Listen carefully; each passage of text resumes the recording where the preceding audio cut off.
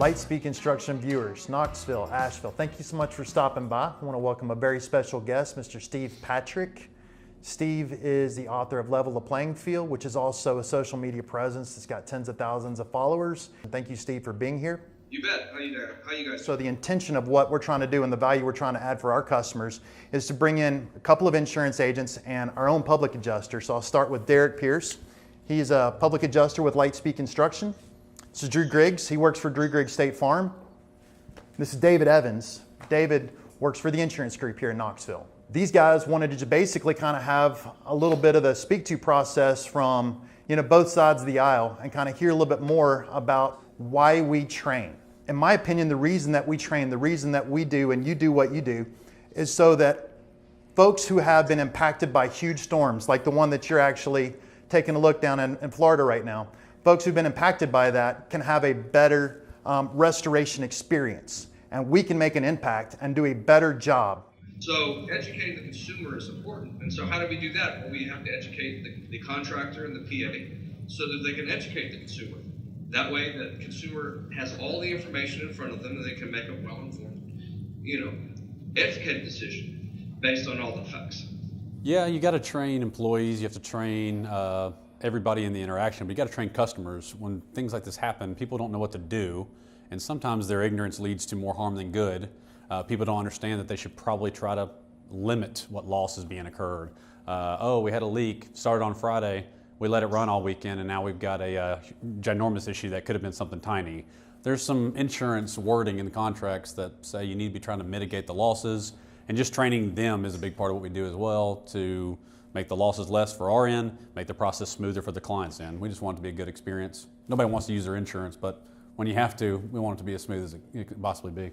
Derek, you can probably speak to this.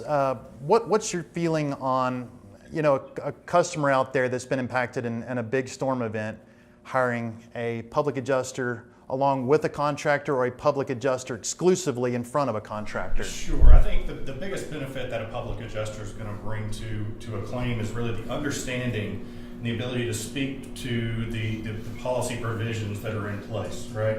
So making sure that the contractor is aware, making sure that the homeowner, the policyholder, knows exactly what they're covered for before they go into the process. You're able to ensure that they're educated, well informed through the process, and throughout every step of the way they know what to expect.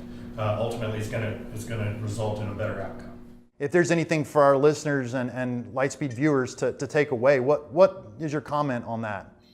Well, I think that any time that a consumer is in over their head, they would be wise to have representation, whether that be a public adjuster or an attorney, depending on the set of circumstances. There are times when public adjusters are appropriate. There's times when plaintiffs are in their head, and many times they are, and they don't even realize it. They would do well to have representation. I'm told that only about 1% of consumers hire any representation. And one thing's for sure, more than 1% of the consumers are in over their head with their insurance claims. So they would be wise to do so, in my opinion. What is the attitude that you're going to see for all parties involved for a righteous outcome? Well, righteous just means that it's what's right. Not a penny more, but not a penny less. So if you have an indemnification contract, most insurance policies are at least contracts of indemnification, if not betterment, on the replacement cost side. They're indemnified for their loss. All the damage is accounted for. A reasonable method of repair is then, a fair market rate is attached to it. And as long as that happens, then the insured is being indemnified and they're getting their policy benefits that they paid for. And so the very first thing I ever taught my brand new adjusters was the word indemnification, is to make the insured whole so that they're in the same financial position after the loss as they were before the loss, minus their deductible, of course, which is their copay. And that's a tricky topic. David's insured us and actually kind of had an experience with us with some indemnity here in the recent past. The insurance company making you whole, again, is part of the contract that you have. And that's going to be the process from turn the claim in at the beginning. You want to have a timely claim all the way through to the end once the indemnification is completed. And it's a conversation. It's a conversation between insureds and adjusters and insurance carriers to all get together and make sure that there's an understanding of what is covered, to make sure they understand what isn't covered, and to make sure that if there are things missing in the process, they get together and everybody's in agreement on what should be taken care of. So that's the kind of from start to finish, best case scenario where everybody's happy with what's getting done. Both sides have what I term a rogue element. There are contractors and public adjusters that will write ridiculous estimates, throwing spaghetti against the wall to see what sticks, and put a bunch of nonsense in there that's illegitimate and unreasonable.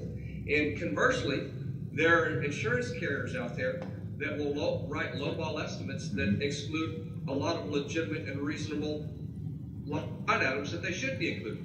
So there are rogue elements on both sides, and both sides need to be held accountable. Yep. I mean, do what's right, do the right thing. You know what? Everyone has a conscience. Everyone knows what the right thing is, and just do that. Yeah. Why is that so difficult? Anyway. Well, Steve, we know you're probably running over on time, and we really appreciate it.